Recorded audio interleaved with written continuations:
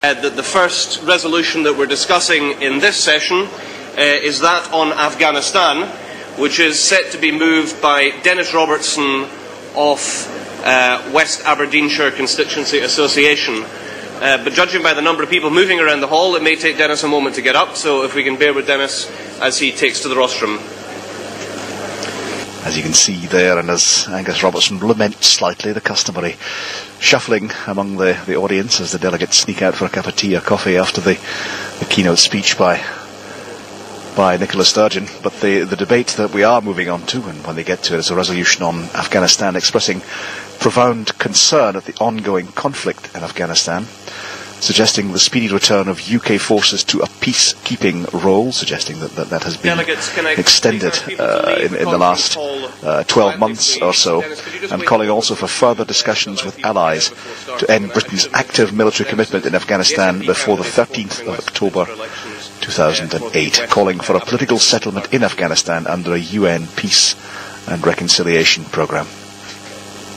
Dennis, I think you can start. Conference, there is absolutely no way that anyone would volunteer to speak after Nicola Sturgeon. And can I tell you, I didn't volunteer.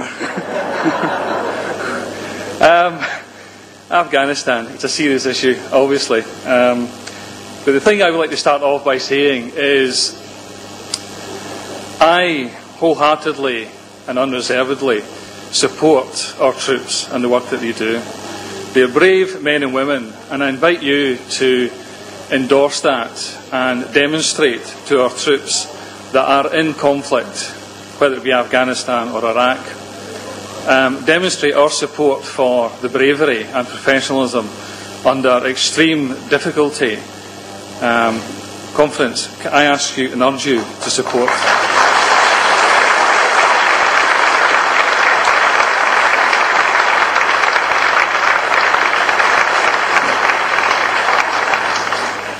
Thank you. What have we achieved in Afghanistan since 2001? Well, the main principle behind this resolution is one of great concern, because what we've actually achieved is our troops are no longer in peacekeeping, they're front line. That's not an achievement. The other concern is that the poppy fields continue to flourish and the drug barons get richer, and the country continues to be in abject poverty. What else is there? There is no exit strategy from the UK government as far as a reconciliation in working with the Afghan government. It has to concern us all that none of these things are in place. We have to take action. What we're calling for is very simply in this resolution is a speedy exit back to peacekeeping, a speedy return to meaningful dialogue with the Afghan government to find a resolution to the problem within Afghanistan. 20 years of war and military offensive by the Russians didn't achieve it. 7 years of conflict with the UK forces there isn't going to achieve it. We have to, and it's a disgrace, really, that the UK government are not engaging in this meaningful dialogue. I would urge that perhaps one way for this to happen is for the Scottish Government and for Parliament within Holyrood to enter into a debate, to ensure that we don't continue to extend the time that our forces remain within Afghanistan on conflict. We have to start the debate. We have to start it now. We have to get the debate to, first of all, as I keep saying, get back to peace, reconciliation and a speedy exit. That's actually what I feel like doing now, a speedy exit. As I say, coming on after Nicola is absolutely a daunting task. However, for the motion in hand, the resolution, and can I state quite clearly that we accept the amendment from Livingston We have no qualms with that amendment at all. We believe that it endorses the principle behind the resolution, and we welcome that amendment. To ensure that Angus doesn't tell me my time's up and says I'm ignoring the light,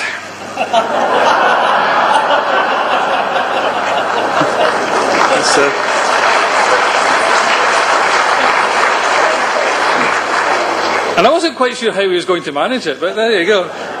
He manages most other things.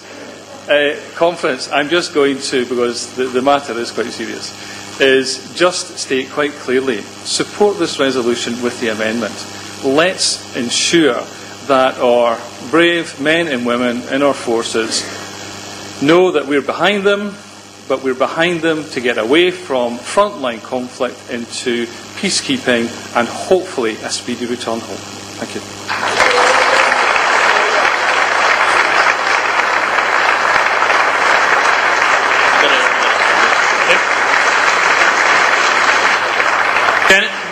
Thank you, Dennis. To second the resolution will be Angus Robertson MP, and Angus will be followed by Liz Bardell to move the amendment. Now Dennis knows why I wasn't flashing the lights, seeing as I was seconding the resolution. This is a serious issue, Conference. At the present time there are 2 battalions of the Royal Regiment of Scotland and the 2nd and 3rd Battalions of the Parachute Regiment serving in Afghanistan. They do that in our name. They perform a difficult job. They are extraordinarily brave. They've done so at a high cost in both dead and injured. And as many of you will have seen in the media coverage, the contacts in Afghanistan in terms of the intensity of the firefights are the most extreme since the Second World War. But I'm pleased to say that there seems to be a recognition amongst many, amongst those, frankly, who are able to change things, that things cannot carry on the way they have been going. Today, Brigadier Mark Carlton-Smith, who's the commander of 16 Air Assault Brigade, who commands the British contingent in Afghanistan, said, and I quote, that 2008 is about the Afghan people. And he went on to say that his mission is now to secure the civilian population, persuade them with reconstruction projects to back the government in Kabul and to reject the Taliban.